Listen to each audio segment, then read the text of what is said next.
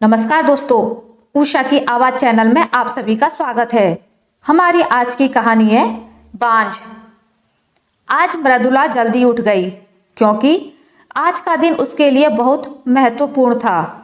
अपना अकेलापन दूर करने के लिए, अपने जीने के लिए एक कारण वह घर लेकर आ रही थी। देखा जाए तो बहुत खुश भी थी और थोड़ी सी नाराज भी थी क्योंकि पिछले 7 साल की यादें उसे रात भर सोने नहीं देती थीं और अब स्वस्थ बैठने भी नहीं देती थीं। चाय का कप लेकर वह गैलरी में आकर बैठी और गुजरा हुआ कल उसकी आंखों के सामने आने लगा। बेटा, तुम्हें ऐसे नहीं आना चाहिए था। शादी होने के बाद उसे अंत तक निभाना आना चाहिए। ऐसा ही समझो कि तुम्हारा नसीब ही खराब है। कोई क्या कहेगा। अगर माँ बन सकती तो बात ही अलग होती। मैं माँ नहीं बन सकती, इसमें मेरी क्या गलती है? क्या यह सब मेरे हाथों में है? अगर मैं माँ नहीं बन सकती तो क्या मैं इंसान नहीं हूँ? मेरी कोई फीलिंग्स नहीं है क्या? मिनट मिनट में मेरा अपमान करने वाले, मेरा जीना मुश्किल करने वाले लोगों के साथ मैं जिंदगी कैसे बिताऊं? वह जो कहेंगे वह सुनना। मृदुला और माँ की यह बातें चालू ही थी, तभी पापा आ गए और बोले, देखो बेटा, मैं तो एक कपड़े की दुकान पर काम करता था। अभी उम्र हो गई है तो कोई काम भी नहीं देता है। और तुम्हारा भाई हरीश तो परदेश में अपनी गृहस्थी में मगन हो गया है। तुम कहो तो मैं तुम्हारे ससुराल वालों से बात करूं, पर तुम अपने ससुराल वापस चली जाओ। नहीं पापा, कुछ भी हो जाए मैं अब उस घर में वापस नहीं जाऊंगी। वहां पर मुझे घुटन सी होती है। वहां मिलने वाला अपमान और बेइज्जती से मैं थक चुकी हूँ। शादी से पहले मैं अपने पैरों पर खड़ा होना चाहती थी, पर मेरा ग्रेजुएशन होते ही आपने मेरी शादी कर दी। तब मैंने आपके दबाव में आकर शादी की, पर अब जब मुझे आपके सहारे की जरूरत है तो आप पीछे हट रहे हो। शादी के बाद लड़की ससुराल में ही शोभा बढ़ाती है। मायके में 4 दिन ही रहना अच्छा लगता है। लोग क्या बोलेंगे? बेटा, शादी कोई खेल नहीं है। पापा गुस्से में बोल रहे थे। पापा, अब उस घर में वापस जाना मुमकिन नहीं है। मैं आने से पहले ही डिवोर्स पेपर पर सिग्नेचर करके आई थी क्योंकि उन लोगों को सिर्फ मुझसे बच्चा चाहिए था जो मैं उन्हें नहीं दे सकती। अरे, इतना बड़ा फैसला लेने से पहले हमें एक बार पूछना तो चाहिए था ना। आखिर हम तुम्हारे जन्मदाता हैं। पापा, शादी होने के बाद मैं आपको बताती थी और माँ को भी कि यहाँ पर मेरे साथ कैसे छल होता है, पर 2 साल में कभी मुझे मेरे मन मुताबिक रहने नहीं दिया।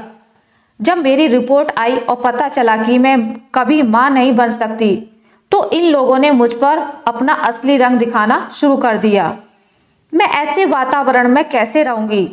और इस सब से भागकर अपनी जिंदगी खत्म करने वालों में से मैं नहीं हूं।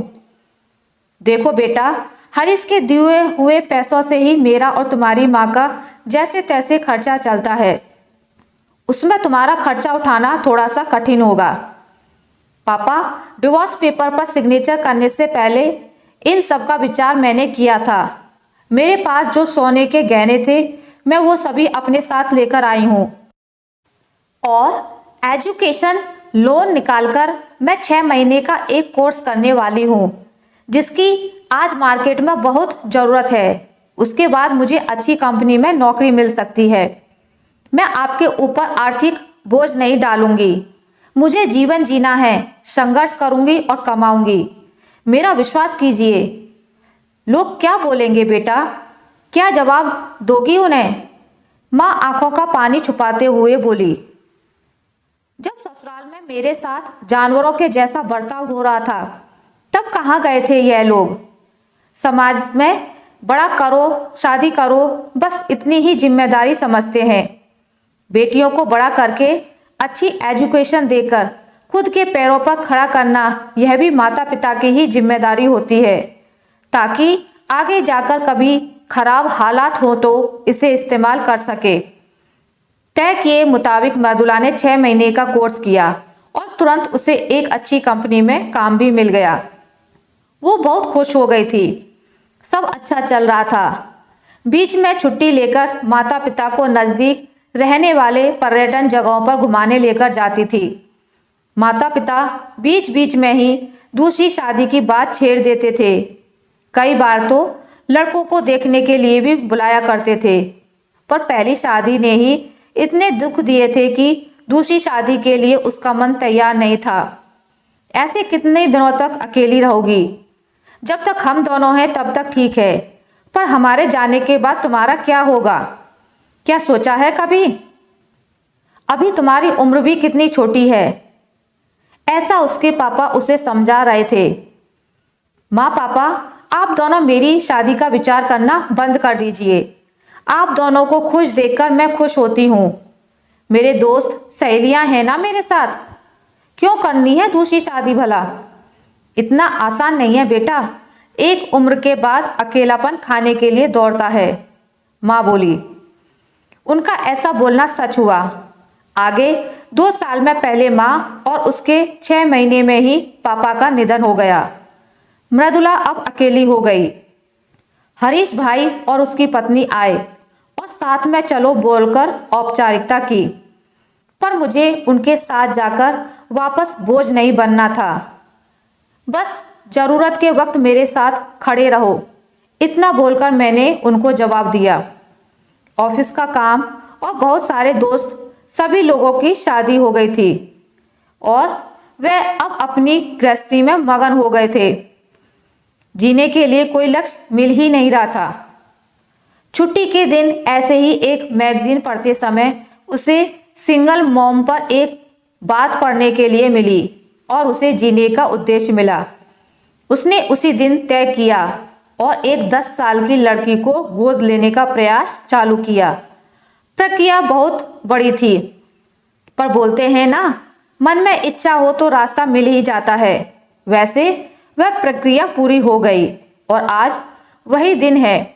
वह उस लड़की को लेने के लिए अनाथ आश्रम जाने वाली थी। उस लड़की को घर लाकर वह मां नहीं बन सकती।